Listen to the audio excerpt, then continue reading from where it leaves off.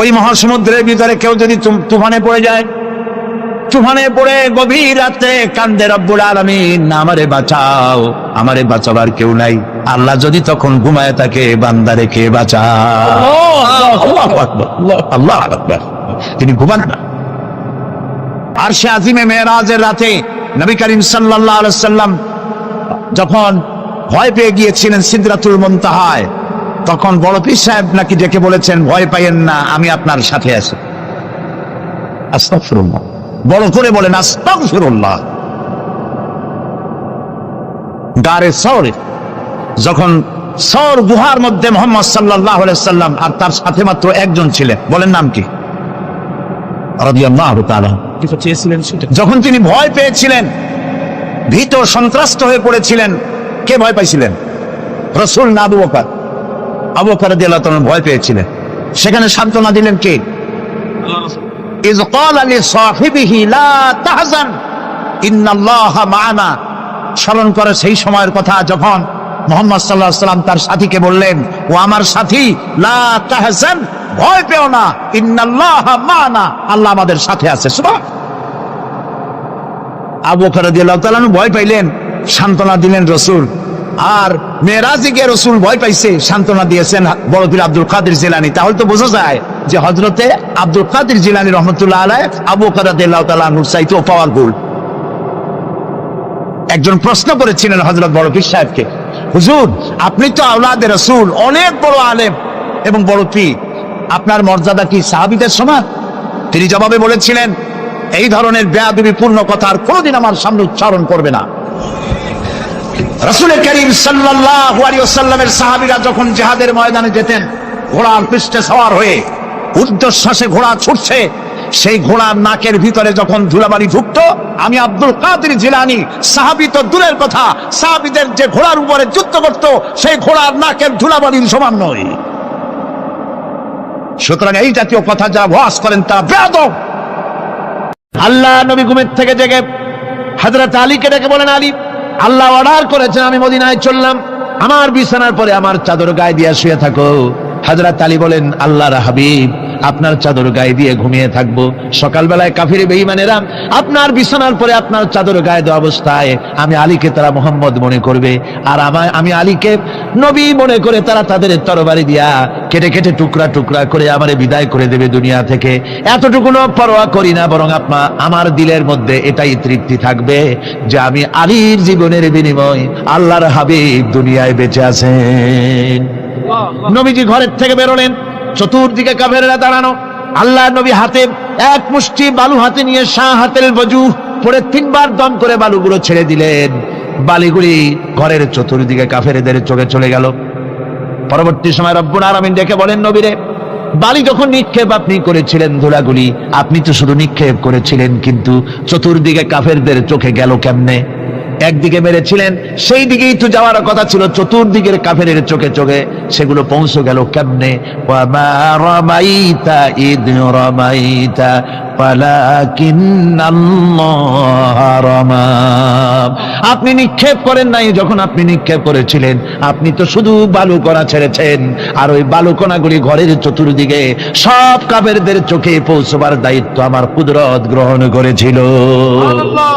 আমার ভাইরা, নবীজি বিপদে, এতগুলি শত্রু তরবারি নিয়ে তিনি বিপদে ধৈর্য হারা হন নাই।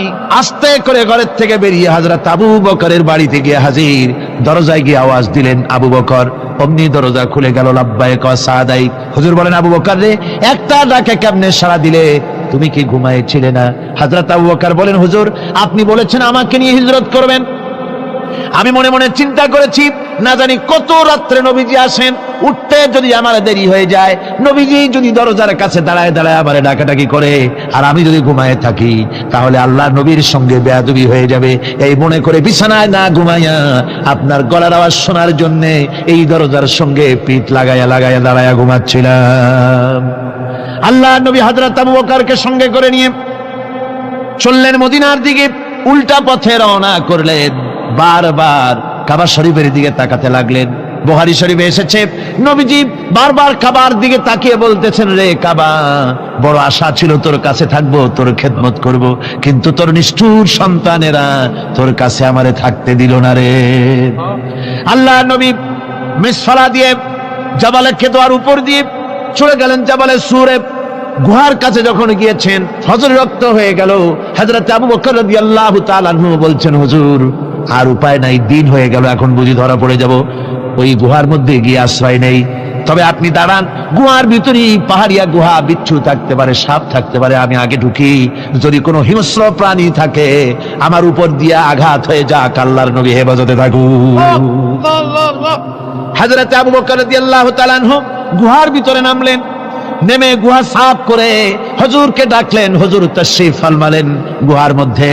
হুজুর বলেন, আবু বকর, হেঁটে হেঁটে কষ্ট হয়ে গেছে, তুমি বসো, তোমার উরুর উপরে মাথা রেখে আমি একটু ঘুমায়ে যাই।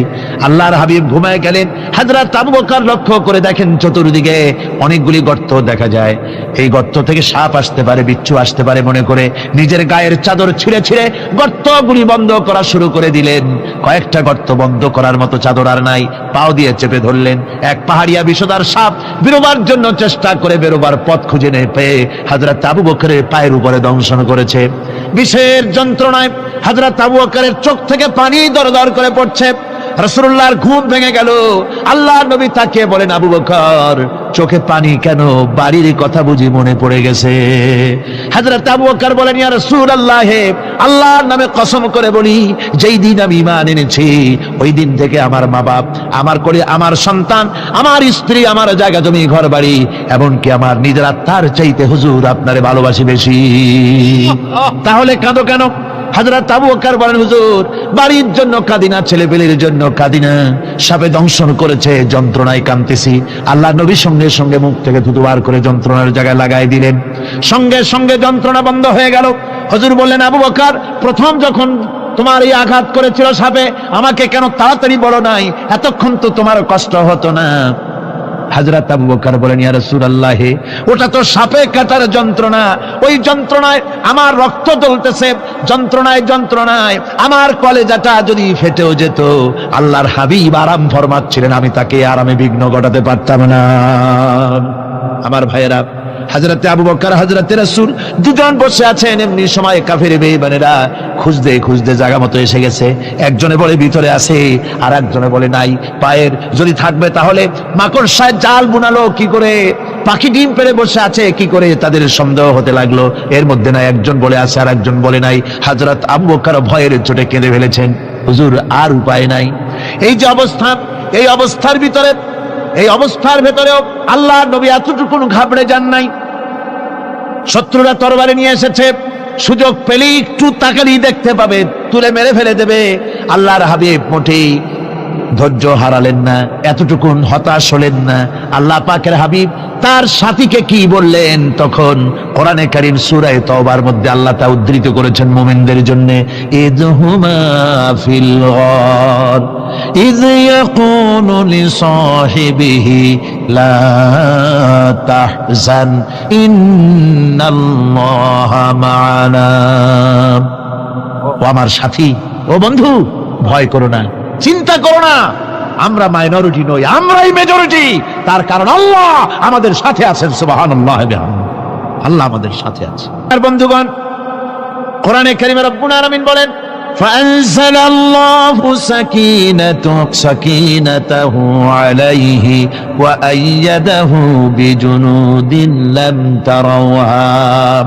আল্লাহ পাক তার মনের মধ্যে গভীর প্রশান্তি এবং স্বস্তি দান করলেন, আর এমন সৈন্য দিয়ে সাহায্য করলেন যে সৈন্যদেরকে তোমরা দেখতে পাও না। এভাবে করে রব্বুল আলামিন মুমিনদের বিপদে আপদে মুসিবতে সব সময় আল্লাহ পাক মুসলমানদেরকে সাহায্য করেছেন। জোরে বলেন সুবহানাল্লাহ। মুমিনদের সাহায্যকারী আল্লাহ। তাই ইসলামী আন্দোলনের সাথে যারা আছে, যারা কর্মী, যারা নেতা, যারা মুমিন, যারা ঈমানদার, মেঘের মতো প্রচন্ড কালো মেঘ হয়ে চতুর্দিক থেকে অন্ধকারের মতো এসেছে বিপদ, কোন বিপদ না। আল্লাহ পাক সাহায্যকারী। কে সাহায্যকারী? জোরে বলেন, সাহায্যকারী কে? আল্লাহ সুবহানাহু ওয়া তাআলা, তিনি সাহায্যকারী, ভয় নাই। আল্লাহ পাকের উপর ঈমান আনলে পরে কলিজার ভিতরে দুর্জয় সাহসের সৃষ্টি হয়ে যায়, কোনো ভয় অন্তঃকরণে তার থাকে না। আল্লাহ পাক সাহায্য করেন। আর আল্লাহর উপরে ঈমান আনলে পরে রব্বুল আলামিন বলেছেন, ইয়া আইয়ুহাল্লাযীনা আমানু হাল আদুল্লুকুম আলা তিজারাতিন তুনজিকুম মিন আযাবিন আলীম। এমন একটা ব্যবসার কথা কি বলবো না যে ব্যবসায় তোমাদেরকে জাহান্নামের আযাব থেকে বাঁচাই দেবে। তার প্রথম কাজই হলো আল্লাহর প্রতি ঈমান আনা। ঈমান আনলে পরে এই সমস্ত গুণ তৈরি হয়ে যায়।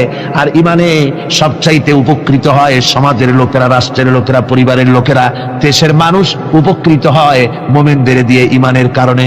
তার কারণ হলো একজন মুমিন, একজন ব্যক্তি যখন ঈমানদার হয়, মুমিন হয়ে যায়, আল্লাহর প্রতি যখন প্রগাঢ় বিশ্বাস তার এসে যায়, তখন সেই ব্যক্তি নৈতিকতার মান তার বেড়ে যায়। জোরে বলেন সুবহানাল্লাহ। নৈতিক চরিত্রের উপরে সে প্রতিষ্ঠিত হয়, সে মিথ্যা বলতে সাহস পায় না। মুমিন ব্যক্তি মিথ্যা বলতে সাহস পায়? পায় না। কেন পায় না? মিথ্যা বলতে সাহস পায় না, ঠকাতে সাহস পায় না, ওজনে কম দিতে সাহস পায় না, শয়তানি বদমাশি করতে সাহস পায় না। তার কারণ হলো আল্লাহ পাক বলে দিয়েছেন, মুমিন কোরআনের ভিতরে পড়েছে, ইয ইয়াতালাক্কাল মুতালাক্কিয়ানি আনিল ইয়ামিনি ওয়া আনিশ শিমালি কাঈদ। দুজন নিয়ন্ত্রণকারী ফেরেশতা তোমার ডানে এবং বামে বসে বসে তোমাকে নিয়ন্ত্রণ করছে, কোথায় যাও কি করো এই ফেরেশতারা বসে বসে সব দেখতেছে। মা ইয়ালফিযু মিন কাওলিন ইল্লা লাদাইহি রাকীবুন আতীদ। মানুষ এমন কোনো কথা বলে না যা ফেরেশতারা রেকর্ড না করে, সব রেকর্ড হয়ে যায়। তাই মুমিন ব্যক্তি দায়িত্বহীন কথা বলতে পারে না। মুমিন ব্যক্তির চরিত্র ভালো হয়ে যায়, সে যে কথা বলে বুঝে শুনে কথা বলে, সে যে ওয়াদা করে বুঝে শুনে ওয়াদা করে। যেহেতু সবকিছুর জবাব কিয়ামতে দিতে হবে। কোথায় দিতে হবে? কোথায় দিতে হবে? কিয়ামতে আল্লাহর দরবারে জবাব দিতে হবে। মহান আল্লাহ রাব্বুল আলামিন বলেছেন, ওয়ালাকাদ খালাকনাল ইনসানা ওয়া না'লামু মা তুওয়াসবিসু বিহি নাফসু। মানুষ সৃষ্টি করেছি আমি, তার অন্তঃকরণের ভিতরে ওয়াসওয়াসা কি হয় আমি জানি। এই জন্য মুমিনেরা মনের ভিতরে কোনো খারাপ কল্পনাও করতে পারে না। খারাপ কল্পনা করলেও তার হিসাব দেওয়া লাগবে আল্লাহর কাছে। কার কাছে? ওয়াইন তুবদু মিন আনফুসিকুম আও তুখফুহু ইউহাসিবুকুম বিহিল্লাহ। আল্লাহ বলেন, মনের মধ্যে যেসব কল্পনা করো তা প্রকাশ করো আর গোপন রাখো, ওইটার হিসাব নেব আমি আল্লাহ পাক। কিয়ামতের দিন আমার কাছে হিসাব দিতে হবে।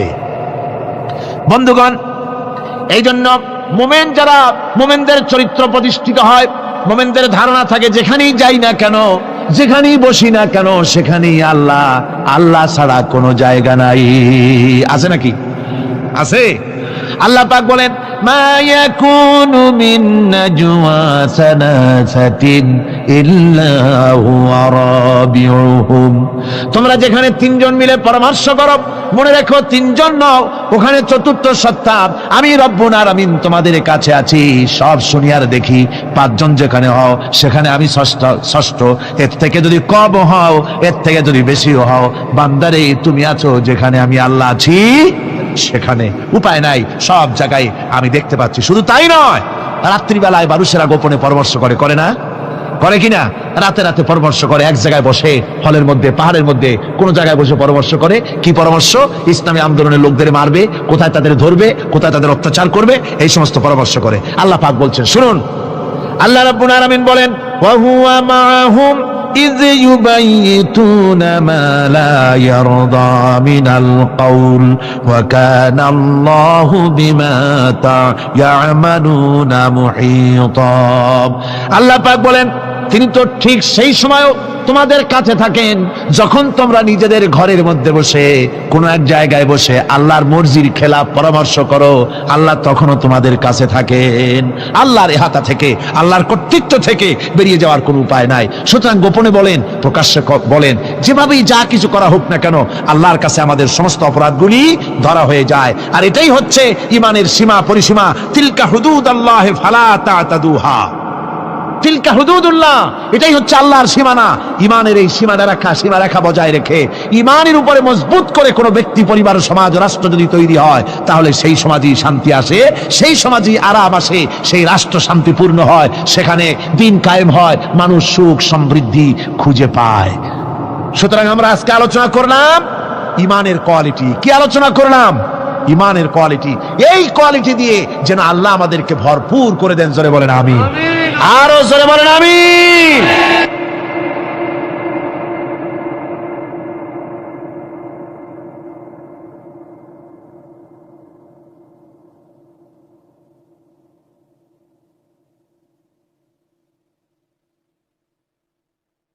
একবার রাসূল পাক সাল্লাল্লাহু আলাইহি ওয়াসাল্লামের কাছে একজন মুশরিক এসেছেন, তার কাছে একটা ভাঙ্গা মূর্তি। হুজুর জিজ্ঞেস করলেন, তোমার মূর্তিটা ভাঙা কেন? লোকটি বলল যে এটি হচ্ছে আমার খোদা, একে আমি সব সময় সাথে রাখি, না জানি কোন সময় কোন বিপদে পড়ি, এই জন্য সাথে রাখি বিপদ থেকে বাঁচার জন্য। পথিমধ্যে আমার প্রকৃতির ডাক এলো, পেশাব পায়খানায় যাওয়ার প্রয়োজন হলো, তো মনে করলাম এমন জায়গায় এই খোদা নিয়ে যাওয়া উচিত না। খোদাকে রাস্তার উপরে রেখে তারপরে গেলাম কাম সারতে। কাম সেরে এসে দেখি যে এইটার মাথা থেকে শুরু করে পা পর্যন্ত ভিজা। মনে করলাম খোদার শরীর ভিজা, না জানি নিশ্চয়ই কোনো পবিত্র বরকতপূর্ণ পানি হবে। তো এই বরকতপূর্ণ পানি আমি নিজে একটু টেস্ট করলাম, জিহ্বা দিয়া চাটলাম, খাইলাম, দেখলাম যে কেমন কেমন গন্ধ আসে, আর কি একটা টক টক জাতীয় বিশ্রী রকমের। তো মনে করলাম পবিত্র পানি এরকমের গন্ধ হবে কেন? এদিক ওদিক তাকালাম, তাকিয়ে দেখি দূরে একটা কুকুর দাঁড়ানো, তার নিচের থেকে পানি টপকাচ্ছে। তখন ভাবলাম যে আসলে কোন বরকতের পানি এটা। আমি তখন রাগ করে এইটা ঠ্যাং ধরে আছাড় মারলাম যে তুই কি খোদা না তুই একটা হুদা? তুই তো নিজেরই ঠেকাতে পারিস না বিপদ থেকে, তা আমারে ঠেকাবি কি করে? হাদিস শরীফ এসেছে, রাসূল পাক সাল্লাল্লাহু আলাইহি ওয়াসাল্লাম তখন হেসে দিয়েছিলেন। সে হাসিতে হুজুরের দন্ত মোবারক বিকশিত হয়েছিল, শরীর মোবারক কেঁপে উঠেছিল। হুজুর জিজ্ঞেস করলেন, আমার কাছে কি বক্তব্য এসেছো? লোকটি বলছে, হুজুর আমার কাছে আজকে এইসব জিনিসের ব্যর্থতা অসারতা ধরা পড়েছে, আমি তৌহিদের আশ্রয় নিতে এসেছি। আল্লাহর নবী বললেন, পড়ো লা ইলাহা ইল্লাল্লাহু মুহাম্মাদুর রাসূলুল্লাহ। মুমিন ব্যক্তি আত্মমর্যাদার সৃষ্টি হয় তার কলিজার মধ্যে, আত্মসম্ভ্রম, আত্মসম্মান। সে কারো কাছে মাথা নত করবে না, তার কারণ সে জানে আমি যার গোলাম তিনি হচ্ছেন সকল ক্ষমতার উৎস। সকল ক্ষমতার উৎস কে? চিল্লায় বলতে হবে, সকল ক্ষমতার উৎস কে?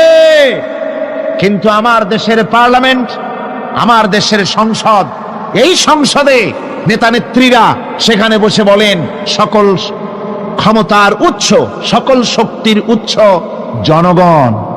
বলেন এরকম, সকল ক্ষমতার উৎস জনগণ। এই ধরনের কথা বলা শিরক, বিশ্বাস করাও শিরক। জনগণের ক্ষমতা কোথায়? জনগণ শুধু ভোটের ক্ষমতা রাখে, ক্ষমতা দেওয়ার মালিক আর ক্ষমতা ছিনায় নেওয়ার মালিক জোরে বলেন কে? জনগণই যদি ক্ষমতার মালিক হয় তাহলে 9 বছরের রাজার 10 বছরের সাজা হয় কেমনে? দাউদ আলাইহিস সালামের মুজিজা ছিল, আল্লাহ রাব্বুল আলামিন তাকে মুজিজা দিয়েছিলেন, গলার সুন্দর আওয়াজ দিয়েছিলেন। তিনি যখন জাব্বুর শরীফ তেলাওয়াত করতেন, উড়ন্ত পাখিরা ওড়া বন্ধ করে চতুর্দিকে বসে আল্লাহর কালাম শুনতো। তিনি লোহা দিয়ে অস্ত্র তৈরি করতেন, অস্ত্র বানাবার সময় আগুন দিয়ে লোহা পোড়ায় অস্ত্র বানাতে হয়। দাউদ আলাইহিস সালামের তার প্রয়োজন ছিল না, তিনি যখন লোহা হাতির ভিতরে নিয়ে চাপ দিতেন, লোহা পানি হয়ে আঙ্গুরের ফাঁক দিয়ে গলে পড়ে যেত। এটা ছিল তার মুজিজা। হযরত সুলাইমান, আল্লাহ রাব্বুল আলামিন তাকে মুজিজা দান করলেন। কোরআনে কারীমের ভিতরে রব্বুল আলামিন বলেন, হযরত সুলাইমান আলাইহিস সালাম সকাল বেলায় বিনা মেশিনে বিনা ইঞ্জিনে তক্তার উপরে বসে যেতেন, তক্তায় 1 মাসের পথ অতিক্রম করত। আবার সন্ধ্যা বেলায় বসতেন, এই তক্তা আর 1 মাসের পথ অতিক্রম করে যেত। ঈসা আলাইহিস সালামের মুজিজা ছিল জন্মান্তের চোখের উপরে হাত বুলিয়ে দিতেন, সঙ্গে সঙ্গে চোখ ভালো হয়ে যেত। কুষ্ঠব্যাধিগ্রস্ত লোকের গায়ে হাত বুলাতেন, সঙ্গে সঙ্গে কুষ্ঠব্যাধি ভালো হয়ে যেত। এই হলো তাদের মুজিজা। পয়গম্বরেরা বিদায় হয়ে গেলেন, মুজিজা বিদায় হয়ে গেল। দাউদ আলাইহিস সালাম বিদায় হলেন, মুজিজার সাথে নিয়ে গেলেন। তার উম্মতেরা ওই লোহাগুলি আর কেউ গলাতে পারে নাই, আজও কেউ গলাতে পারে না, হাত দিয়া চেপে ধরে। সুলাইমান আলাইহিস সালাম দুনিয়া থেকে বিদায় হয়ে গেছেন, মুজিজা নিয়ে কবরে চলে গেছেন। আজ আর তার অনুসারীরা অথবা দুনিয়ার কোন মানুষ বিনা ইঞ্জিনে তক্তায় বসে আর হাওয়ায় উঠতে পারবে না। মুসা আলাইহিস সালাম বিদায় হলেন, লাঠির মুজিজা চলে গেল। তার উম্মতেরা, তার অনুসারীরা কিয়ামত পর্যন্ত যদি 1000 চেষ্টা চালায়, লাঠিকে আর কোনোদিন সাপে পরিণত করতে পারবে না। ঈসা আলাইহিস সালাম, আল্লাহ রাব্বুল আলামিন তাকে উঠাই নিলেন, মুজিজা তিনি সাথে নিয়ে গেলেন। আজ তার কোটি কোটি শত শত কোটি উম্মতেরা দুনিয়ায় যারা তার উম্মত দাবি করে, খ্রিস্টানেরা হাজারো যদি চেষ্টা চালায়, তবুও জন্মামদের চোখের উপরে হাত বুলিয়ে চোখ আর ভালো করতে পারবে না। কুষ্ঠবেদীগ্রস্ত লোকের গায়ে হাত বুলিয়ে কুষ্ঠবেদী ভালো করতে পারবে না। তার মানে হলো নবীরা যে যা যত মুজিজা পেয়েছিলেন, জীবদ্দশায় মুজিজা কাজে লেগেছে, দুনিয়া থেকে বিদায় হয়েছেন মুজিজার সাথে নিয়ে গেছেন। কিন্তু আপনার আমার নবী, বিশ্ব নবী জনাব মুহাম্মদ রাসূলুল্লাহ সাল্লাল্লাহু আলাইহি ওয়াসাল্লামের কাছে আল্লাহ রাব্বুল আলামিন তাকে যত মুজিজা দিয়েছিলেন, 3000-এর উপরে আল্লাহর নবীর মুজিজা ঘটেছিল 23 বছরের নবুয়তের জীবনে। তার মধ্যে শ্রেষ্ঠ মুজিজা হতেছে কোরআন মাজিদ। আল্লাহর নবী বিদায় হয়ে গেলেন, মুজিজা সাথে নিয়ে যান নাই, মুজিজা রেখে গেলেন দুনিয়ায়। কিয়ামত পর্যন্ত দুনিয়াবাসী নবীর উম্মতেরা কোরআনের মুজিজা ব্যবহার করতে পারবে। কোরআনে কারীম রাসূল কারীম সাল্লাল্লাহু আলাইহি ওয়াসাল্লামের জীবনের শ্রেষ্ঠ মুজিজা। মানুষ পাগল হয়ে গেছে কোরআন শুনে। সুতরাং এই কোরআনের বৈশিষ্ট্য সকল দিক থেকে এক অপূর্ব একটি কিতাবে পরিণত করেছে, যা মানুষকে চিরকাল বিস্ময় হতবাক করে দিয়েছে। কোরআনের আরেকটি বৈশিষ্ট্য হচ্ছে এই কোরআন এক সময় নাজিল হয় নাই। 30 পারা কোরআন শরীফ একসাথে নাজিল হয়েছে না, কোরআন নাজিল হয়েছে আস্তে আস্তে ধীরে ধীরে। কত বছর লাগলো? 23 বছরেরও কিছু বেশি সময় ধরে কোরআন ধীরে ধীরে রাসূল কারীম সাল্লাল্লাহু আলাইহি ওয়াসাল্লামের কাছে অবতীর্ণ হয়েছে। এমনটি আর কোনো কিতাব হয়নি, যা আর কোনো ধর্মগ্রন্থ যারা অন্যরা দাবি করে এরকম হয়নি। কোরআনে কারীমের আরেকটি বৈশিষ্ট্য হচ্ছে, যখন কাগজ ছিল না, ছাপাখানা ছিল না, এমনকি টেপ রেকর্ডার ছিল না, তখনকার নাজিলকৃত কিতাব যেভাবে নাজিল হয়েছিল সেইভাবে আজ পর্যন্ত অবিকল টিকে আছে, টিকে থাকবে ইলা ইয়াউমিল কিয়ামah। কিয়ামত পর্যন্ত কোরআনে কারীমের এই অকৃত্রিম অবিকৃত অবস্থায় কোরআনে কারীমের এই শান, এই বরকত টিকে থাকবে। এই জন্য কোরআন শরীফ হচ্ছে এই পৃথিবীর মহাবিশ্বের মহাবিশ্ব। কোরআন হচ্ছে পৃথিবীর মহাবিশ্বের মহাবিশ্ব। এর মর্যাদা সম্পর্কে রাসূল কারীম সাল্লাল্লাহু আলাইহি ওয়াসাল্লাম বলেছেন, ওয়া উসমান রাদিয়াল্লাহু তাআলা আনহু আন্নাহু قال قال رسول الله صلى الله عليه وسلم خيركم من تعلم القرآن وعلمه رواه البخاري।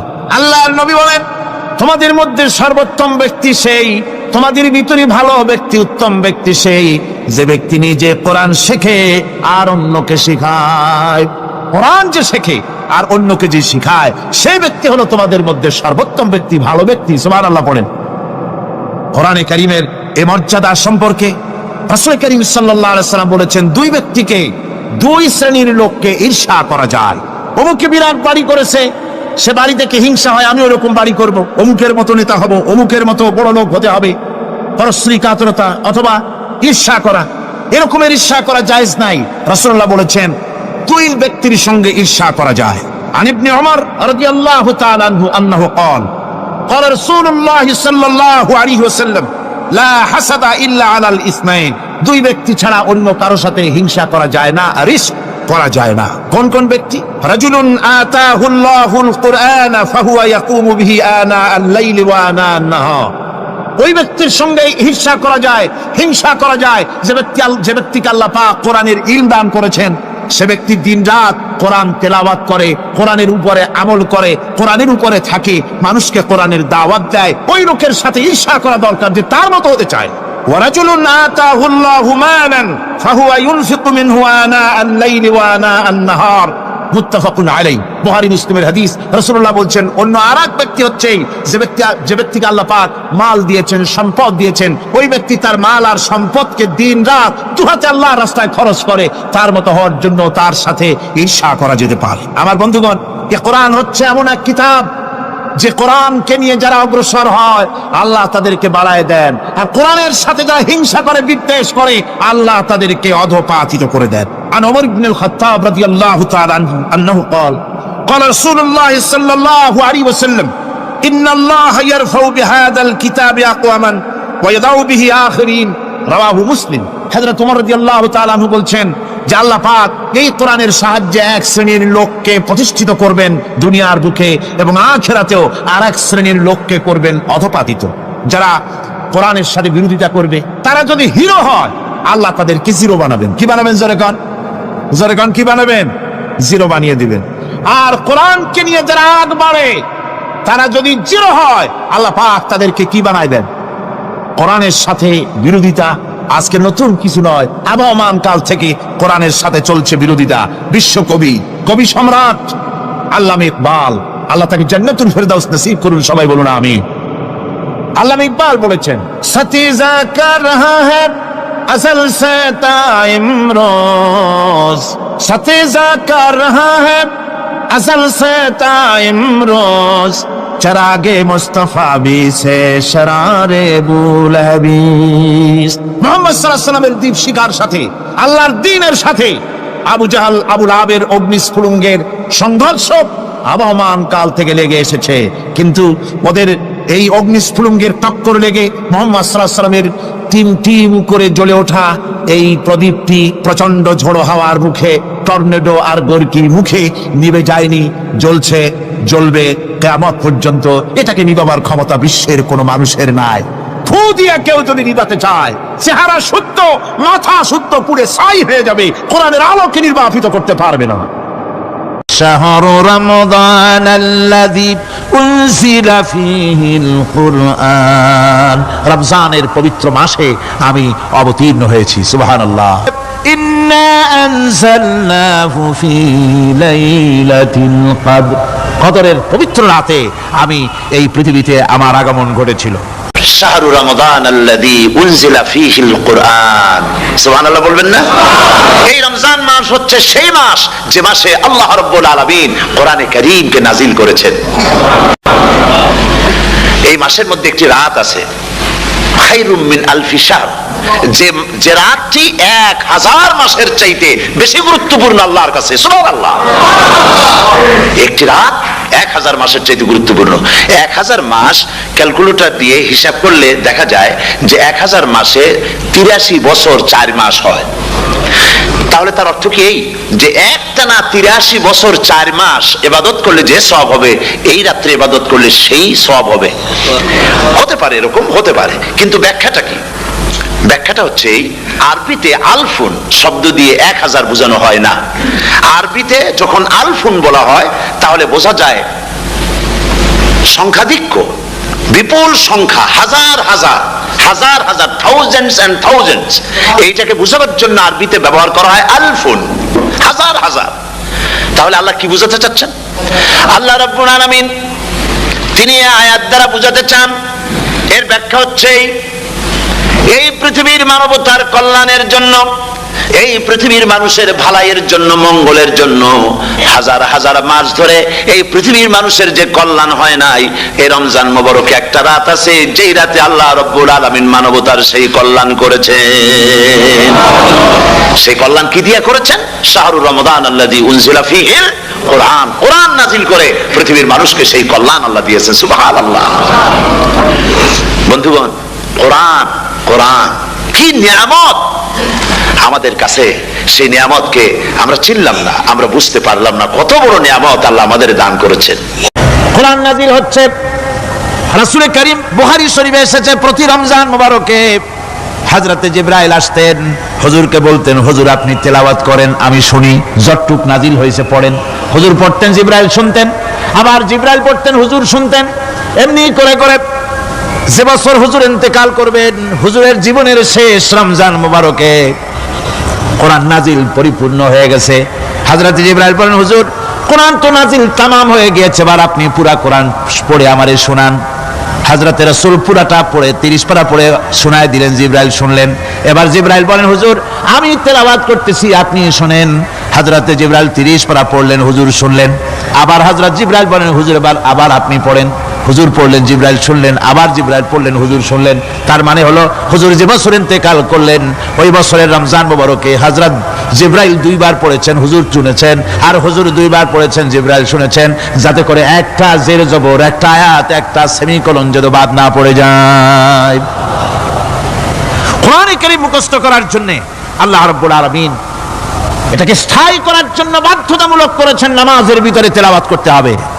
মানুষ নামাজের মধ্যে তেলাওয়াত করে সওয়াবের জন্য, সকালে পড়ে, বিকালে পড়ে, অর্থ সহকারে বুঝে পড়ে, রাত্রে পড়ে, দিনে পড়ে।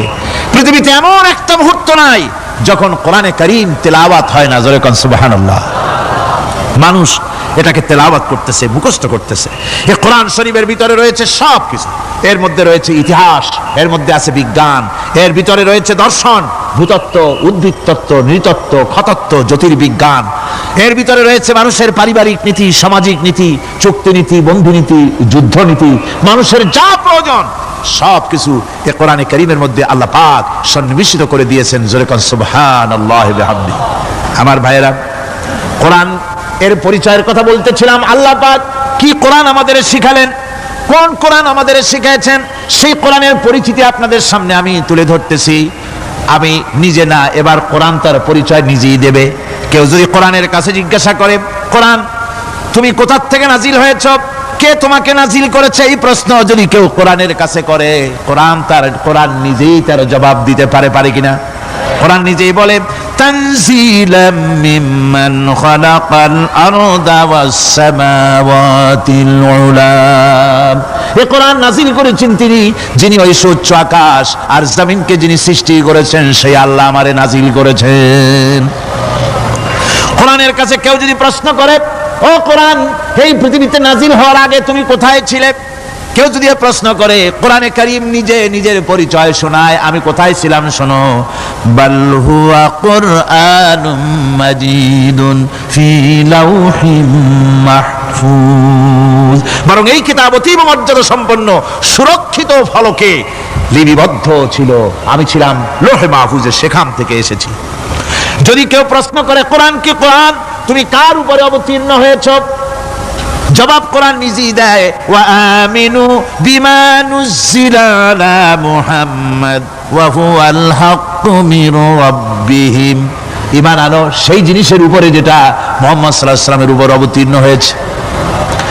আবার অন্য আয়াতেও জবাব পাওয়া যায়, তাবারাকাল্লাযী নাযালাল ফুরকানা আলা আবদিহি লিয়াকুনা লিল আলামিনা নাযীরা। অতীব বরকতপূর্ণ মহান সত্তা সেই আল্লাহ রাব্বুল আলামিন, যিনি তার বান্দার পরে ফুরকান অবতীর্ণ করেছেন। সুবহানাল্লাহি ওয়া বিহামদিহি। কোরআনের নাম আমি বলেছিলাম শুধু কোরআন নয়, অনেক নাম আছে। কোরআনের আরেক নাম ফুরকান। কোরআনের আরেক নাম কি? আল ফারকু বাইনাল হাক্কি ওয়াল বাতিল। কোরআন হচ্ছে সেই মহাসত্য যা মিথ্যা এবং সত্যের মধ্যে পার্থক্য সূচিত করে, মঙ্গল এবং অমঙ্গলের মধ্যে পার্থক্য সৃষ্টি করে, যা সত্য এবং মিথ্যার মধ্যে তাফরিকা সৃষ্টি করে, সত্যকে মানুষকে বুঝিয়ে দেয়। তার নাম হচ্ছে ফুরকান। এবার যদি প্রশ্ন করা হয়, ও কোরআন, বুঝলাম তুমি লৌহে মাহফুজে ছিলে, বুঝলাম তুমি নবীজির উপরে নাজিল হয়েছো, এবার বলো তুমি কোন মাসে নাজিল হয়েছো? তুমি তো আসছিলা প্রথম কোন মাসে নাজিল হয়েছো? এই প্রশ্ন যদি কেউ করে, কোরআন তার জবাবে বলবে, শাহরু রমাদানাল্লাযী উনজিলা ফীহিল কুরআন। রমজানের পবিত্র মাসে আমি অবতীর্ণ হয়েছি। সুবহানাল্লাহ। যদি প্রশ্ন করা হয়, রমজানে তো আসছো, কিন্তু প্রথম নাজিল হয়েছিল কোন সময়? ওটা কি দিন ছিল না রাত ছিল? কোরআন তার জবাবে বলে, ইন্না আনজালনাহু ফি লাইলাতিল কদর। কদরের পবিত্র রাতে আমি এই পৃথিবীতে আমার আগমন ঘটেছিল। যদি প্রশ্ন করা হয়, বুঝলাম সবই, কেন নাজিল হয়েছে তুমি? এই পৃথিবীতে তোমার আসার উদ্দেশ্য কি, মূল কাজটা কি? এই প্রশ্ন যদি করা হয়, কোরআনে কারীম তার জবাবে বলে, শোনো কেন এসেছি। লিতুখরিজান নাসা মিনাজ যুলুমাতি ইলান নূর। আমার মিশন হচ্ছে গোটা বিশ্ব মানবতাকে পুঞ্জীভূত জমাট বাঁধা অন্ধকারের ভেতর থেকে টেনে বের করে আলোর সন্ধান দিতে, আলোর দিকে আনার জন্য আমি কোরআন নাজিল হয়েছি। গোটা পৃথিবীর মানুষ আছে অন্ধকারের ভিতরে। কিসের মধ্যে? অন্ধকার কি? অন্ধকার হচ্ছে পুঁজিবাদ, অন্ধকার সমাজতন্ত্র, অন্ধকার ধর্ম নিরপেক্ষতাবাদ, অন্ধকার জাতীয়তাবাদ। মানুষের তৈরি করা যত মতবাদ সব কি? জোরে কোন, সবগুলি কি? অন্ধকার। আজকে আসার সময় দেখলাম দেওয়ালে লেখা, সমাজতন্ত্র আমরা প্রতিষ্ঠা করে ছাড়বো। চিন্তা করলাম, যারা লিখছেন তারা কি পাগল না ছাগল? কি আশ্চর্য কথা! যেই মতবাদ পৃথিবীর মাটি থেকে যে জন্মগ্রহণ করেছে, অথবা সেই দেশের লোকেরা ঝাঁটা মেরে তাদের দেশ থেকে বিদায় করে দিল, তাদের কাছে কোদাল হাতুড়ি বিদায় করে দিল, পতাকা ছিন্ন ভিন্ন করে জুতার তলে পিঠ শেষ করে দিল। তৈরি করা শত সহস্র বিলিয়ন ডলারের আমার শ্রেণীর বইগুলি আগুন জ্বালিয়ে দিল। আর বাংলাদেশের কিছু ছাগল পাগল সমাজতন্ত্র এখন টিকে রাখবো, এটা মাথা খারাপ, পাগল না মাথা গোল বুঝতে পারছি না। আমার বন্ধুগণ, এগুলি সব অন্ধকার। এই অন্ধকারের ভেতর থেকে মানুষগুলিকে টেনে আনবে কোরআন কিসের দিকে? আলোর দিকে। এবার যদি প্রশ্ন করা হয়, বুঝলাম তুমি অন্ধকার থেকে আলোর দিকে নিয়ে আসবে, আলোর দিকে আসলে পরে ফায়দাটা কি হবে? মূল ফায়দাটা বুঝায় দাও, আসল ফায়দা কি হবে তোমারে যদি মানি? কোরআন তার জবাব দেয়, নিজের পরিচয় নিজে তুলে ধরে, ফামান তাবিআ হুদায়া ফালা খাউফুন আলাইহিম ওয়ালা হুম ইয়াহজানুন। এই কোরআনকে যদি মেনে চলো, এই কোরআনের আইন যদি মানো, সমাজে মানো, ব্যক্তিতে মানো, পরিবারে মানে, রাষ্ট্রে মানো, জীবনের সব ক্ষেত্রে সমস্ত জায়গায় যদি এই কোরআনকে মেনে চলো, ফালা খাউফুন আলাইহিম, তাহলে তোমাদের কোনো ভয় থাকবে না, ওয়ালা হুম ইয়াহজানুন, কোনো চিন্তাও থাকবে না। কিসের ভয় থাকবে না? কোরআনের আইন মেনে যদি চলো সমাজে ও রাষ্ট্রে, চুরির ভয়, ডাকাতির ভয়, জিনার ভয়, হত্যার ভয়, সন্ত্রাসের ভয়, কোনো ভয় থাকবে না। ওয়ালা হুম ইয়াহজানুন, চিন্তাও থাকবে না। খাওয়া পড়া, শিক্ষা, চিকিৎসা, বাসস্থান, এগুলির কোনো চিন্তা থাকবে না। কোরআনের সমাজে সব কিছুর গ্যারান্টি দেওয়া হবে, সবগুলি পেয়ে যাবে। এখন যদি আবার প্রশ্ন করা হয়, কোরআন বুঝলাম তোমারে মানলে পরে সব ফায়দা হবে, তাহলে এবার জবাব দাও, তোমার ভিতরে কি রাজনীতি আছে নাকি? আমি তো মানুষ, আমার রাজনীতি করা লাগে। Man is social animal. আমরা তো জঙ্গলের পশু নই, আমরা তো মানুষ। আমাদের সমাজ আছে, আমাদের পৌর নির্বাচন আছে, আমাদের জাতীয় নির্বাচন আছে, আমাদের কলকারখানা আছে, জমিন আছে, আমাদের রাজনীতি, অর্থনীতি, সমাজনীতি আছে, পারিবারিক নীতি আছে, অনেক নিয়ম মালা আছে, নিয়ম নীতি আছে। তোমারে মানলে তোমার ভিতরে কি ওগুলো আছে নাকি সে কথা বলো। কোরআন তার জবাবে বলে, وَنَزَّلْنَا عَلَيْكَ الْكِتَابَ تِبْيَانًا لِكُلِّ شَيْءٍ وَهُدًى وَرَحْمَةً وَبُشْرَى لِلْمُسْلِمِينَ। কোরআন জবাবে বলে, শুনে রাখো, শুধু অর্থনীতি, সমাজনীতি নয়, শুধু রাজনীতি আর শিক্ষানীতি, যুদ্ধনীতি নয়, তোমার জীবনে যা কিছু দরকার, ইহকালে যা কিছু দরকার, পরকালে, সব কথাগুলি আল্লাহ রব্বুল আলামিন আমি কোরআনের সিনার ভিতরে খুলে খুলে বর্ণনা করে দিয়েছেন। সব কথা এ কোরআনে কারীমের ভিতরে রয়েছে। তোমার এমন কোনো জিনিস নাই যা তুমি কোরআনে কারীমের মধ্যে পাবে না। তোমার সমস্ত প্রয়োজন আমার বুকের মধ্যে আল্লাহ দিয়ে দিয়েছেন। বিজ্ঞান আছে, দর্শন আছে, ইতিহাস আছে, সব আছে এর মধ্যে। আল্লাহ রাব্বুল আলামিনের বাণী, فإن مع العسر يسرا إن مع العسر يسرا। আল্লাহ পাক বলেন, জেনে রাখো, দুঃখ এবং কষ্টের সাথে রয়েছে সুযোগ আর সুবিধা, আর অসচ্ছলতার সাথে রয়েছে উদার সচ্ছলতা। জোরে কোন সুবহানাল্লাহ। কাজে ভয় পাওয়ার কারণ নাই, হতাশ হওয়ার কারণ নাই। মন আশায় বুক বেঁধে রাখো। গুনাহ করেছো, হতাশ হয়ো না। যুবকদের গুনাহ করা স্বাভাবিক। ইউনিভার্সিটির ছাত্র, কলেজের ছাত্র, প্রফেসর, শিক্ষক, অফিসার ঘুষ খেয়েছেন, জিনা করা হয়েছে, মদ খাওয়া হয়েছে, মিথ্যা কথা বলা হয়েছে, যাই কিছু করেন না কেন ভয় পাওয়ার কারণ নাই, নিরাশ হওয়ার কোনো দরকার নাই।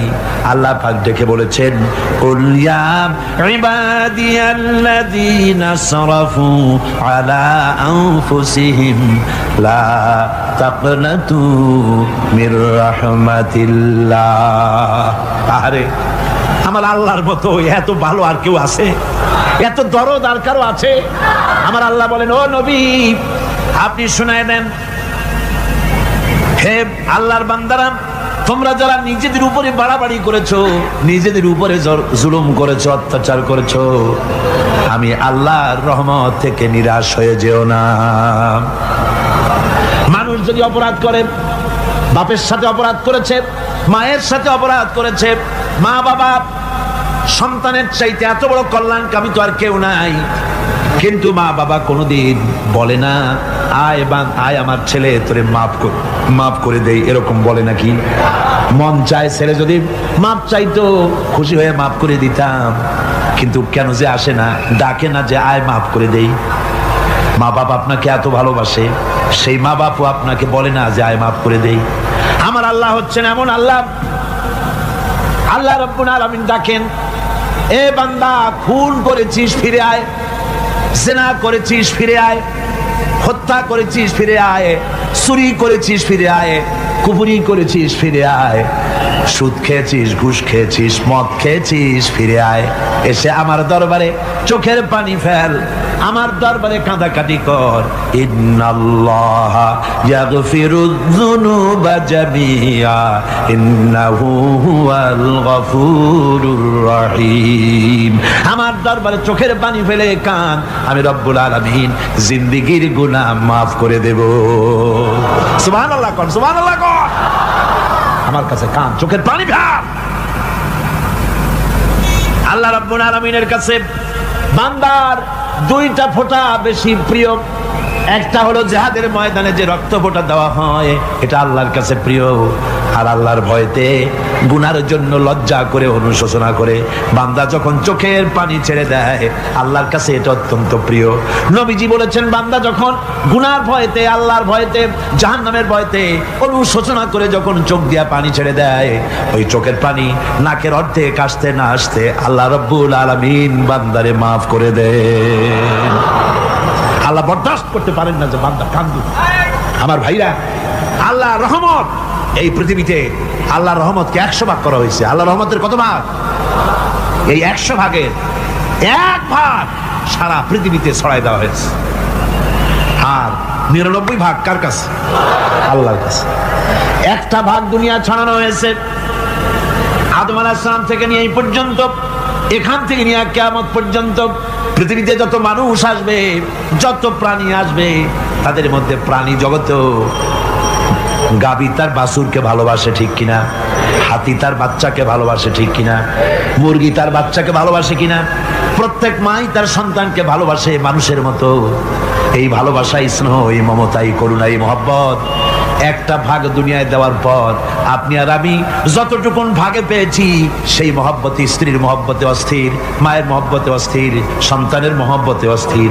এখন চিন্তা করেন, 1টা ভাগ সারা পৃথিবীতে বিতরণ করার পর যেটুক পেয়েছি, তাতে যদি এত মহব্বত হয়, তাহলে এর 99 ভাগ মহব্বত যে আল্লাহর কাছে জমা আছে, এই বান্দার জন্য তার কত মহব্বত, এই বান্দার জন্য কত করুণা তার, কত মহব্বত তার, কত দয়া তার। এজন্য আল্লাহ রাব্বুল আলামিন বলেছেন, নাব্বি ইবাদি আন্নী আনাল গফুরুর রহিম। ও আমার নবী, সুসংবাদ দিয়ে দাও, বান্দাদেরকে শোনায় দাও যে আমি আল্লাহ তাআলা ক্ষমাশীল আর দয়াবান। হুজুর কাঁদতেছিলেন, হযরত ওমর রাদিয়াল্লাহু তাআলা আনহু এসে দেখেন হুজুর একা কাঁদতেছে। হুজুর জিজ্ঞেস করছেন, হযরত ওমর জিজ্ঞেস করলেন, হুজুর আপনি কাঁদেন কেন একা একা? হযরত ওমর বলেন, আমি যখন প্রশ্ন করলাম, নবীজি বললেন, আমার কাছে কিছু আগে জিবরাইল এসেছিলেন। জিবরাইল এসে আমাকে বললেন, আল্লাহ পাক বলেছেন, হে আমার নবী, ইসলামের ভিতরে থেকে যে সমস্ত মানুষগুলো ইসলামের ভিতরে থেকে চুল আর দাড়ি পাকায় দিছে, কিয়ামতের দিন এই লোকগুলারে আমি শাস্তি দিতে আমার শরম হবে। হযরত ওমর বলেন, হুজুর উম্মতের জন্য কত বড় খুশ খবর এটা, আর আপনি কাঁদতেছেন। হুজুর বলেন, ওমর তুমি জানো না, আমার কান্নার কারণ ভিন্ন। আমার কান্নার কারণ হলো যে আল্লাহ রাব্বুল আলামিন কিয়ামতের দিন দাড়ি চুল পাকা বান্দারে শাস্তি দিতে শরম করবেন। সেই দাড়ি চুল পাকা বান্দাগুলি আল্লাহর সাথে নাফরমানি করতে শরম করে না। আমি এই লজ্জায় কাঁদতেছি। ভাইরা, হুজুর আল্লাহ পাক বলেন, আমার নবী, রাতের আধারে যখন একটা বুড়া আমার দরবারে হাত উঁচু করে, একটা বুড়া মানুষ রাতের আধারে যখন আমার দরবারে হাত উঁচু করে, আর যখন বলতে থাকে, রব্বুল আলামিন, আমার পেছনের জীবনটা বড় খারাপ করেছি, এমন কোনো কাজ জীবনে করি নাই যা তোমার কাছে কিছু দাবি করতে পারি, সব রকমের নাফরমানি করেছি, আজ আমি বুড়া হয়ে গেছি, কামাই করতে পারি না, ছেলে আমাকে চোখে দেখতে পারে না, পুত্রবধূ আমাকে ঘরে জায়গা দেয় না, আমার স্ত্রী আমাকে দেখতে পারে না, রোজগার করতে পারি না, হাঁটতে পারি না, চলতে পারি না, সবার কাছে আমি তিতা হয়ে গেছি, আমি দাঁড়াতে পারি না, কোমরে ব্যথা পাই, হাঁটুতে ব্যথা পাই, চলতে পারি না, কানে শুনতে পাই না, চোখে দেখতে পারি না, আর তোমার কাছে কিছু চাইয়া নেব এমন ভালো কাজও করি নাই। এইভাবে যখন বান্দা কাঁদতে থাকে আমার দরবারে, ও আমার হাবিব আমার রহমতের দরিয়ায় জোশ মেরে যায়, আমার শরম হয় এই বুড়াটারে কেমনে খালি হাতে ফিরাইয়া দেই। সুবহানাল্লাহ, সুবহানাল্লাহ। আমার আল্লাহর এত দয়া, আমার আল্লাহর এত মায়া, এত মহব্বত। আমার আল্লাহ রাব্বুল আলামিন বলেন, ওয়াইযা সালাকা ইবাদি আন্নী ফাইন্নী করিব। ও আমার হাবিব, আমার বান্দা আমার ব্যাপারে প্রশ্ন করে, আমি বান্দার একদম নিকটে।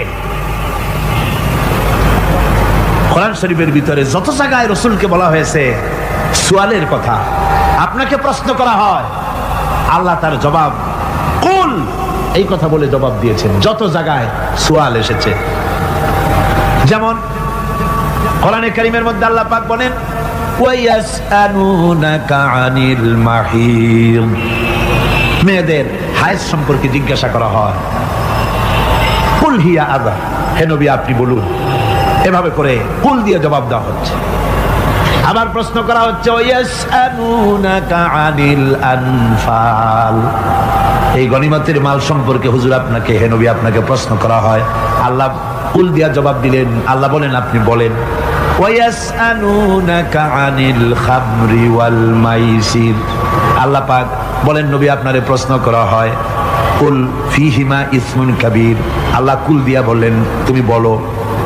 আবার বলা হলো, ওয়ায়াসআলুনাকা আনিল আহিল্লা কুল হিয়া মাওয়াকিতু লিন্নাস, ও নবী আপনাকে প্রশ্ন করা হয় চাঁদের ক্রমবর্ধমান এবং ক্রমহ্রাস, এই যে বাড়ে আর কমে, পূর্ণিমা হয় অমাবস্যা হয়, কেন হয় আপনি বলুন। কুল, আপনি বলেন এটা আমি অক্ত এবং সময়, বছর আর দিন গণনা করার জন্য পৃথিবীবাসীদের জন্য বিনা পয়সায় একটা ক্যালেন্ডার বানাইয়া আকাশে ঝুলাই রেখেছি। এভাবে যত জায়গায় এসেছে আপনাকে প্রশ্ন করা হয়, তত জায়গায় আল্লাহ জবাব দিয়েছেন কুল আপনি বলেন।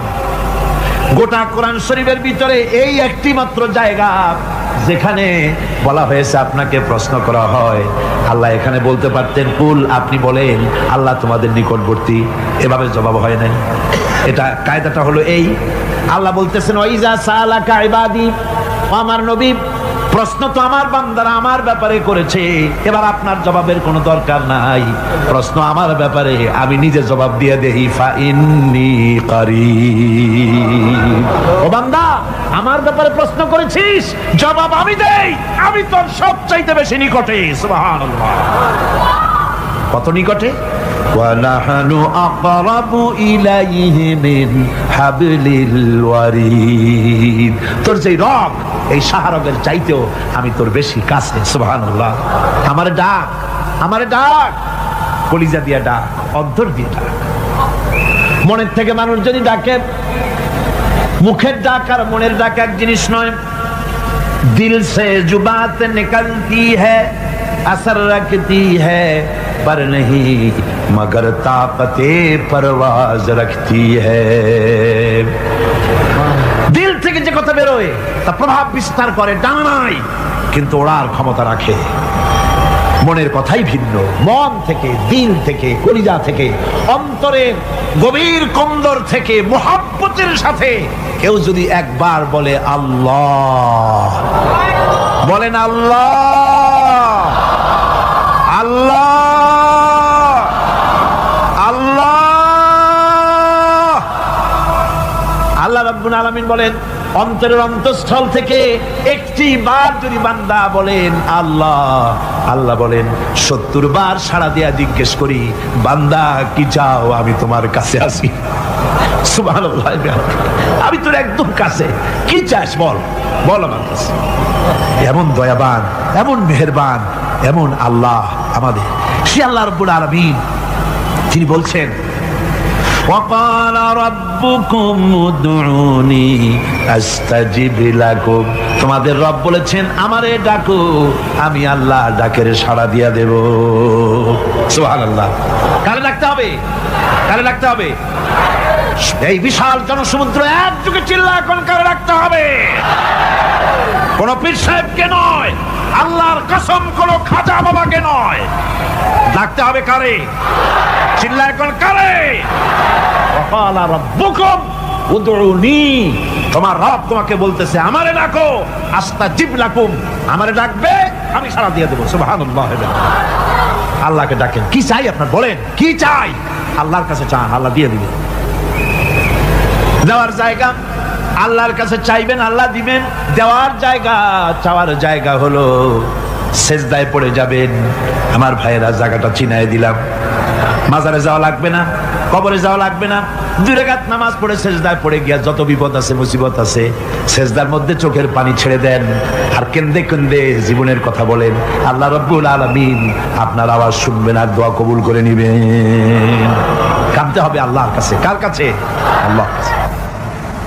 সুম্মা ইস্তাগফিরুল্লাহ, আর এরপরে সে যদি আমি আল্লাহর কাছে ক্ষমা চাই, ইয়াজিদিল্লাহ গফুরার রহিমা, সে আমি আল্লাহকে গফুর এবং রহিম হিসাবে পাবে। সুবহানাল্লাহ। আল্লাহকে গফুর এবং রহিম হিসাবে পাওয়া যাবে। সব আল্লাহকে বলতে হবে, গুনাহ মাফ চাইতে হবে। এই জন্য হুজুর সাল্লাল্লাহু আলাইহি ওয়াসাল্লাম দৈনিক 100 বার তওবা করতেন। কোন হাদিসে আছে 70 বার, কোন হাদিসে আছে 100 বার তওবা করতেন। নামাজের পরে তো প্রত্যেক নামাজেই পড়তেন হুজুর, সালাম ফিরাতেন আর সাথে সাথে বলতেন আল্লাহু আকবার, আস্তাগফিরুল্লাহ, আস্তাগফিরুল্লাহ, আস্তাগফিরুল্লাহ। মনে থাকবে আপনাদের? মনে থাকবে? সালাম ফিরে কি বলবেন? না, সালাম ফিরে আবার সাথে সাথে বলবেন আল্লাহু আকবার, তারপরে পড়বেন আস্তাগফিরুল্লাহ, আস্তাগফিরুল্লাহ, আস্তাগফিরুল্লাহ। তওবা করবেন, আল্লাহর কাছে সবসময় গুনাহ মাফ চাইতে থাকবেন, বিনীত থাকবেন। আল্লাহকে পাওয়া যাবে, তাকে রহিম হিসেবে পাওয়া যাবে। সুতরাং ঈমান বিল্লাহ, আল্লাহর প্রতি ঈমান আনলে পরে 4 নম্বরে যে উপকারটা হবে সেটা হলো হতাশায় ভুগবে না, নিরাশায় ভুগবে না, আশায় বুক বেঁধে উঠবে, ঈমান মজবুত হবে, আল্লাহর কাছে মানুষ বিনয়ী হয়ে যাবে। এবার 5 নম্বরের উপকার আমি বলছিলাম, ঈমান বিল্লাহ, আল্লাহর প্রতি ঈমান আনলে পরে অসংখ্য উপকার হয়, অসংখ্য বৈশিষ্ট্য আছে। এর 6টা উপকারের কথা আমি বলবো। কয়টা? অসংখ্য উপকারের ভিতরে প্রধান 6টি উপকারের কথা বলবো। এর বললাম কয়টা? 4টে বলেছি। এবার বলো 5ম উপকারের কথা। আল্লাহর প্রতি আপনি পূর্ব পশ্চিমে কতবার মুখ ঘোরালেন, এটাই কিন্তু আপনার আসল সৎ কাজ নয়। আসল সৎ কাজ হলো আল্লাহর প্রতি ঈমান আনা। এই ঈমানের ব্যাপারে 3টা দিন আমরা পার করে দিলাম, এখনো কথা শেষ হয় নাই। আল্লাহর প্রতি ঈমান আনলে পরে যে উপকারটা হবে 5 নম্বরে, সেটা হলো কঠোর এবং কঠিন বিপদের ভিতরে বান্দার ভিতরে অবিচলতা এবং ধৈর্যের সৃষ্টি হয়ে যাবে। আলহামদুলিল্লাহ। কঠিন বিপদ মুসিবত আসলে পরে সে অবিচল থাকবে। সারা দুনিয়ার বিপদ আপদ, শত্রুতা, দুঃখ, কষ্ট, মুসিবত, জুলুম, নির্যাতন সবকিছু পাহাড়ের মতো উঁচু হয়ে তাকে ঘিরে ফেলবে, কিন্তু তাকে এক চুলও নাড়াতে পারবে না। আলহামদুলিল্লাহ। সারা পৃথিবী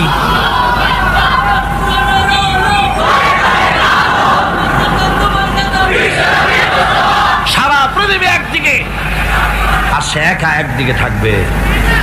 বিরোধিতা তো হবেই, বিপদ তো আসবেই।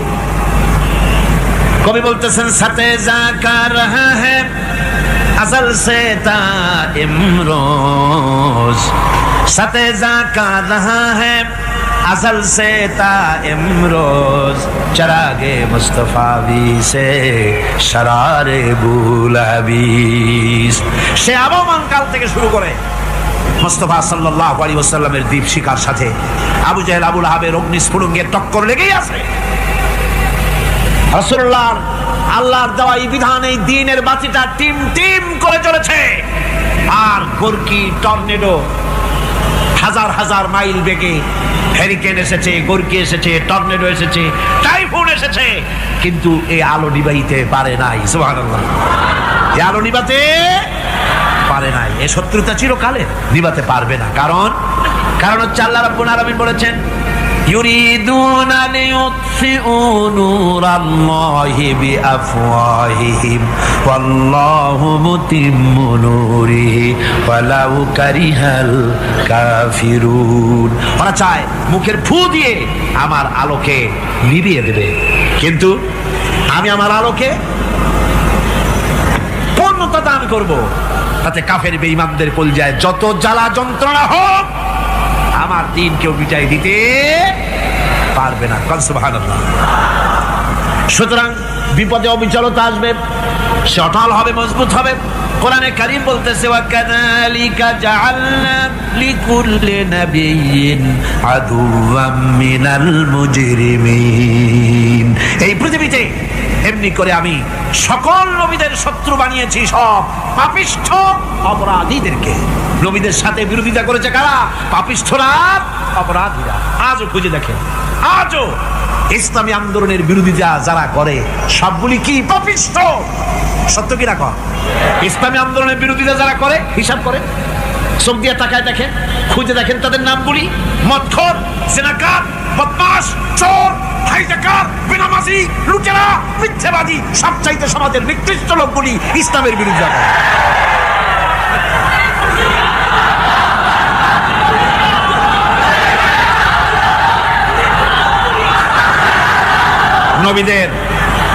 নবীদের শত্রু আল্লাহ বলেন সব যুগে নবীদের সাথে শত্রুতা করেছে পাপিষ্ঠরা। আল্লাহর কথা, কার কথা? সকল যুগে নবীদের সাথে শত্রুতা করেছে পাপিষ্ঠরা, নিকৃষ্ট ধরনের অপরাধীরা। সুতরাং নবী রাসূলদের অবস্থা যখন এই, তখন দ্বীনের দাওয়াত যারাই দেবে তাদের কিসমত এরকম হবেই। এই বাধার মোকাবেলা তাদেরও করতে হবে। এই যে বাধাটা আসে, এই যে মারে, অপরাধ কি? এই যে তারা চোর বা ডাকাত যাদের মারা হয়। আল্লাহ রাব্বুল আলামিন বলেন অপরাধ হলো ওয়ামা নাকামু মিনহুম ইল্লা আইয়ুমিনু বিল্লাহিল আজিজিল হামিদ। অপরাধ হচ্ছে ইমানদার লোকদের উপরে নির্যাতন চালিয়েছে, অন্য কোনো কারণে নয়। কারণ একটাই, তারা আল্লাহর জমিনে আল্লাহর দ্বীন প্রতিষ্ঠা করতে চেয়েছে, আর কোনো অপরাধ না। জমিন আল্লাহর, জমিন কার? এই বিশাল জনসমুদ্র গর্জে উঠুন এক চোখে, বলুন জমিন কার? আইন চলবে কার? এখানেই সংঘর্ষ বেঁধেছে আবহমান কাল ধরে। মানুষ অত্যাচারিত হয়েছে, সাহাবায়ে কেরাম অত্যাচারিত হয়েছেন। বুখারী শরীফের হাদিসে এসেছে রাসূল করিম সাল্লাল্লাহু আলাইহি ওয়াসাল্লামের কাছে হযরতে খাব্বাব গিয়ে উপস্থিত হয়েছিলেন। হযরতে খাব্বাব বলেন, হাদিসটা এভাবে লেখা হয়েছে বুখারীতে, ওয়ান খাব্বাব বিন আল-আরিদ রাদিয়াল্লাহু তাআলা আনহু قال شكونا إلى رسول الله صلى الله عليه وسلم وهو متوسد بردة له في ظل الكعبة।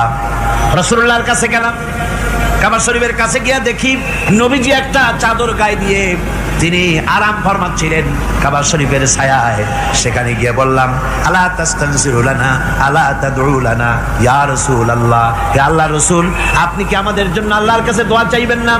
আপনি কি আল্লাহর কাছে আমাদের জন্য সাহায্য চাইবেন না? আমাদের লোকগুলিকে, মুসলমানগুলিকে মারতে মারতে তো শেষ করে ফেলে দিল।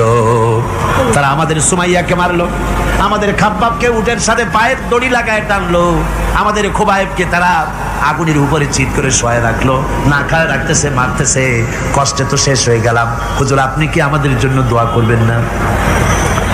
হাদিস শরীফে এসেছে, নবীজি উঠে বসলেন সোজা হয়ে। নবীজি বলেন, ও আমার সাহাবী, ও খাব্বাব, শোনো, তোমাদের আগে এই পৃথিবীতে যারা দ্বীনের দাওয়াত দিতে এসেছিলেন তাদেরকে সমকালীন রাষ্ট্র শক্তি, সমাজ শক্তি তাদেরকে ধরতো। ফায়ুখাজুর রাজুলু, তাদেরকে তারা ধরতো। ফায়ুফারু লাহু ফিল আরদ, আর তার জন্য জমিনের ভিতরে কবর বানাইতো। ওই কবর ফায়ুজালু ফিহা, ওই কবরের ভিতরে তাকে কোমর পর্যন্ত গেড়ে দিত। সুম্মা ইউতা বিল মানশার, এরপরে করাত আনতো। ফায়ুদাউ আলা রাসিহি, এরপরে ওই করাত তার মাথার উপরে রাখতো। ফায়ুজালু নিসফাইন, এরপরে করাত দিয়া চিরে জীবিত মানুষটারে দ্বিখণ্ডিত করে ফেলে দিত। মা ইয়াসুদ্দুহু যালিকা আন দীনিহি, ও আমার খাব্বাব, এত কষ্ট দেওয়ার পরেও সেই যুগের কোন মুসলমানকে, দ্বীনের দায়ীদেরকে আল্লাহর দ্বীন থেকে এক চুলো তারা সরাই দিতে পারে নাই, এক চুলো সরাতে পারে নাই। ওয়াল্লাহি, ও খাব্বাব, আমি আমার আল্লাহর নামে কসম করে বলছি, লা ইউতাম্মান্নাল্লাহু হাযাল আমরা হাত্তা ইয়াসিরা আর-রাকিবু মিন সানা ইলা হাযরামাউত। আমি কসম করে বলি, আল্লাহ রাব্বুল আলামিনের এই সানা থেকে হাযরামাউত পর্যন্ত লোকেরা যাতায়াত করবে, সুন্দরী রমণীরা গমন করবে, সদাগরেরা যাতায়াত করবে, টাকা নিয়া পয়সা নিয়া যাতায়াত করবে। তাদের মনের মধ্যে লুটের ভয়, টাকার ভয়, চুরির ভয়, ডাকাতির ভয়, জেনার ভয়, হত্যার ভয়, ধর্ষণের ভয়, কোনো ভয় থাকবে না। লা ইয়াখাফু ইল্লাল্লাহ, আল্লাহ ছাড়া কোনো ভয় থাকবে না। এমন একটা সমাজ, এমন একটা সময় আসবে, ওয়ালাকিন্নাকুম তাস্তাজিলুন, অথচ খুব তাড়াহুড়ো তোমরা করতেছো। তাড়াহুড়ো করো না, সময় আসবে ইনশাআল্লাহ। আমার ভাইয়েরা, আমার বন্ধুগণ, কঠিন বিপদে অবিচলতা এবং ধৈর্যের দৃষ্টান্ত রেখে গেছেন আম্বিয়া আলাইহিমুস সালাম। সুবহানাল্লাহ। কঠিন বিপদে অবিচলতা, দৃঢ়তা, ধৈর্য কারে বলে, তার দৃষ্টান্ত কারা রেখেছেন? আম্বিয়া আলাইহিমুস সালাম। ওনারাই আমাদের আদর্শ, নবীরাই আদর্শ। সাহাবায়ে কেরাম রিদওয়ানুল্লাহ তাআলা আলাইহিম আজমাইন আমাদের আদর্শ। ভাইরা আমার, মুসা আলাইহিস সালামকে ফেরাউন যখন ঘিরে ফেলে দিল, কোরআনের সব কথা গল্প গুজবার ইতিহাসের জন্য লেখা হয় নাই। কোরআনের মধ্যে যা লেখা হয়েছে সব বান্দাদের উপদেশের জন্য, যাতে করে লোকেরা চিরটা কাল এর থেকে উপদেশ নেওয়া নিজেদের তৈরি করতে পারে। জোরে বলেন সুবহানাল্লাহ।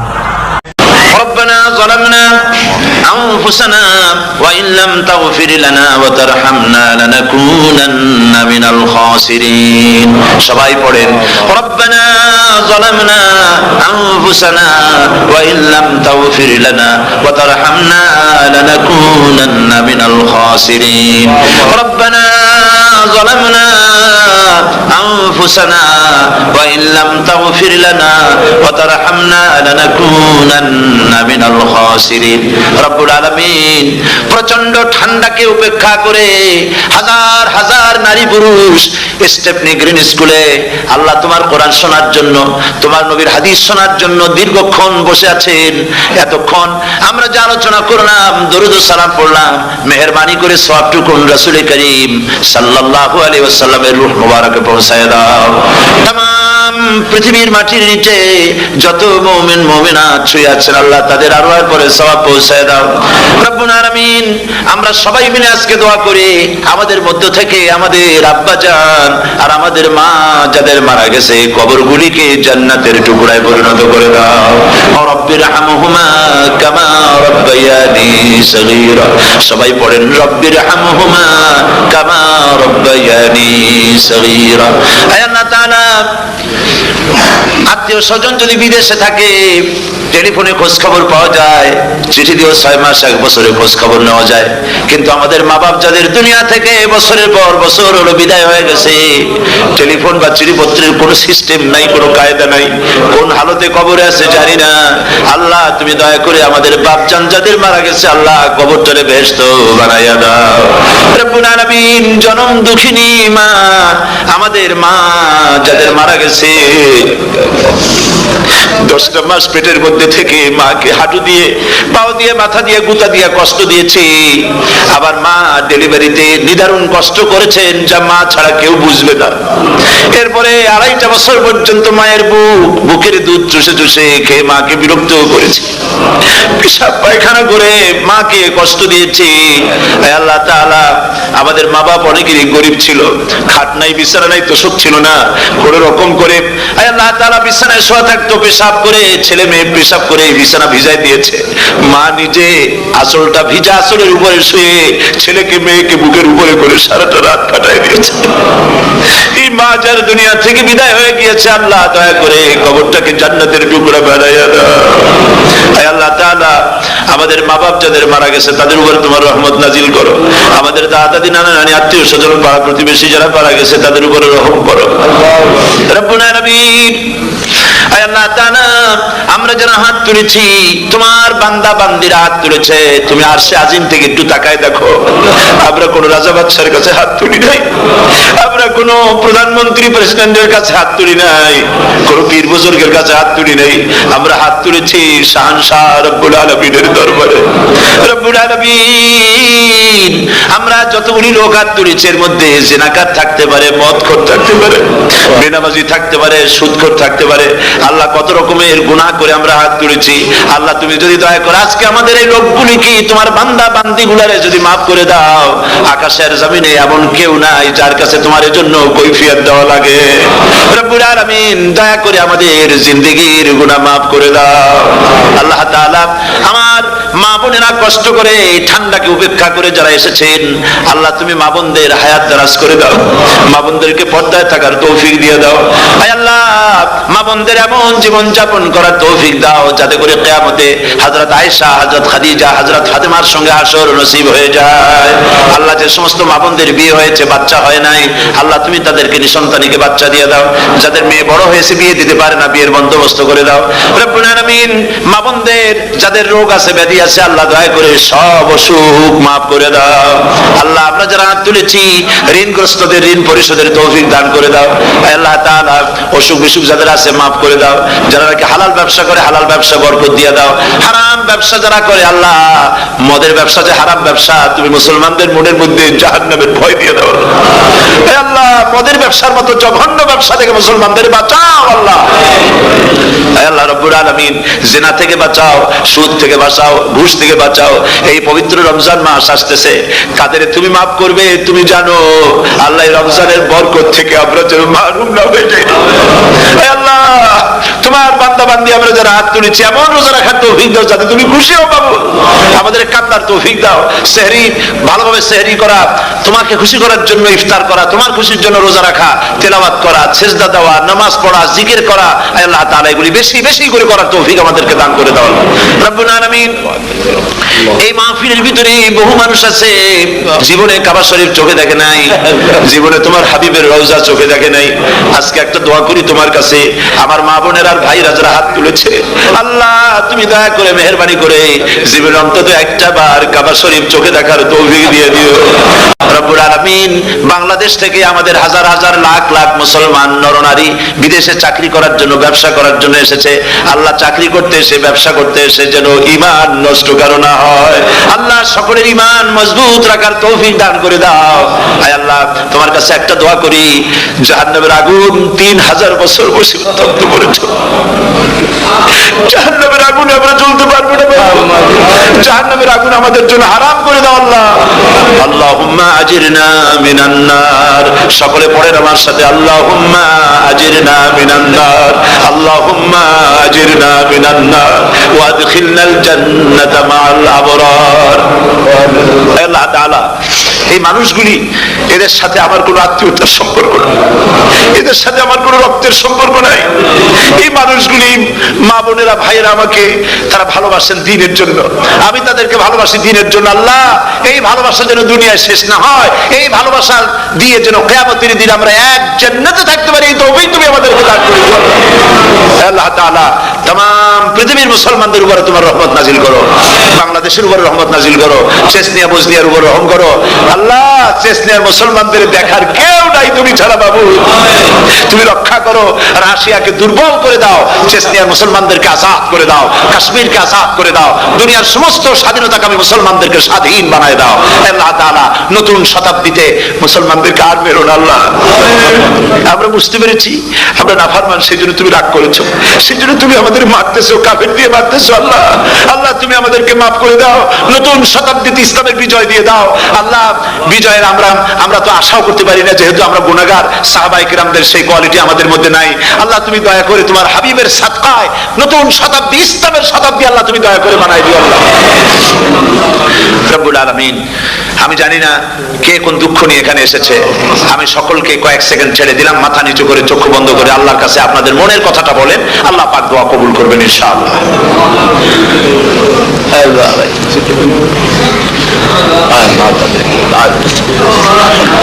আল্লাহ তাআলা তোমার বান্দারা বান্দিরা মনে মনে যে যা চাইলো আল্লাহ সকলের নেক আশা তুমি পুরা করে দাও। রব্বানা তাকাব্বাল মিন্না ইন্নাকা আনতাস সামিউল আলিম ওয়া তুব আলাইনা ইন্নাকা আনতাত তাওয়াবুর রহিম। সিত্রুল আরশি মাসবুলুন আলাইনা ওয়া আইনুল্লাহি নাজিরাতুন ইলাইনা বিহাউলিল্লাহি লা ইয়াকদিরু আলাইনা।